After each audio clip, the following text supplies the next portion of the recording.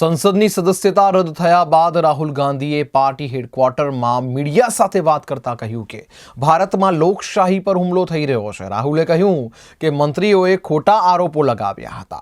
જ્યારે સ્પીકરને પૂછવામાં આવ્યું તો તેમણે પણ હસીને કહ્યું, હું કંઈ કરી શકતો નથી।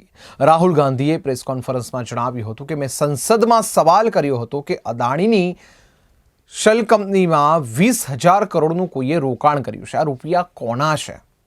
રાહુલે વધુમાં કહ્યું હતું કે મેં સંસદમાં કહ્યું હતું કે પીએમ મોદી અને અદાણી વચ્ચે શું સંબંધો છે।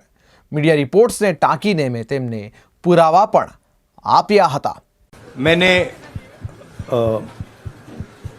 आप सब से काफ़ी बार बोला है कि हिंदुस्तान में लोकतंत्र पर आक्रमण हो रहा है और इसका हमको हर रोज़ नए नए उदाहरण मिल रहे हैं। सवाल मैंने एक ही पूछा था,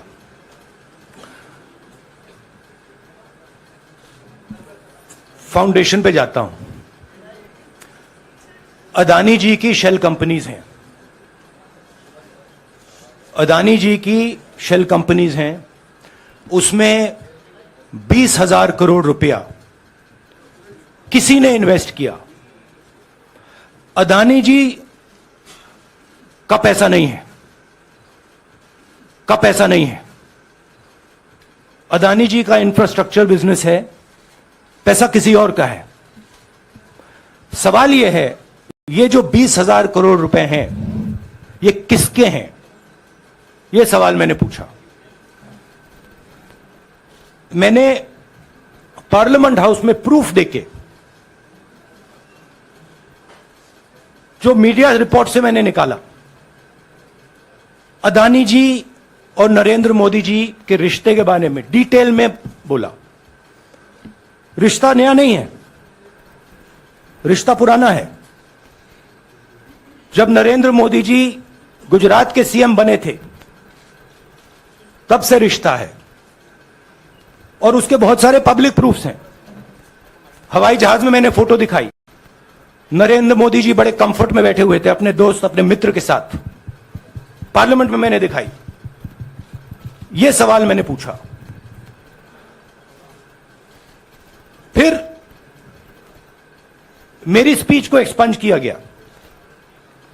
मैंने स्पीकर को डिटेल चिट्ठी लिखी, पॉइंट बाय पॉइंट, कि मैंने कहा कि एयरपोर्ट्स अदानी जी को रूल बदल के दिए गए हैं। ये लीजिए रूल की कॉपी, उसको बदला गया है। चिट्ठी लिखी, कोई फर्क नहीं पड़ा। फिर मेरे बारे में मंत्रियों ने पार्लियामेंट में झूठ बोला कि मैंने विदेशी ताकतों से मदद मांगी। मैंने ऐसी कोई बात नहीं की है। मैंने कहा स्पीकर से, मैंने जाके कहा, स्पीकर सर, पार्लियामेंट का नियम है कि अगर किसी मेंबर पर कोई एक्यूजेशन लगाता है तो उस मेंबर को जवाब देने का हक होता है। मैंने एक चिट्ठी लिखी, उस चिट्ठी का जवाब नहीं आया। दूसरी चिट्ठी लिखी, उस चिट्ठी का जवाब नहीं आया। फिर मैं स्पीकर के चेंबर में गया। मैंने स्पीकर सर से कहा, स्पीकर सर, ये कानून है, ये रूल है, इन्होंने झूठा आरोप लगाया है, मुझे आप बोलने क्यों नहीं दे रहे हैं? स्पीकर सर मुस्कुराते हैं, कहते मैं नहीं कर सकता।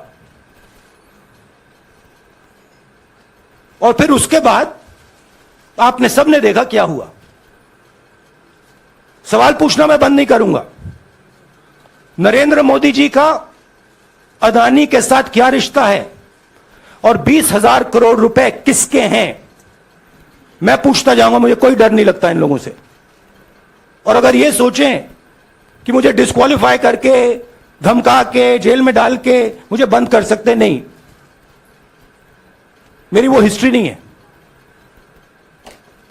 मैं हिंदुस्तान के लोकतंत्र के लिए लड़ रहा हूं और मैं हिंदुस्तान के लोकतंत्र के लिए लड़ता रहूंगा। किसी चीज से नहीं डरता हूं। यह सच्चाई है।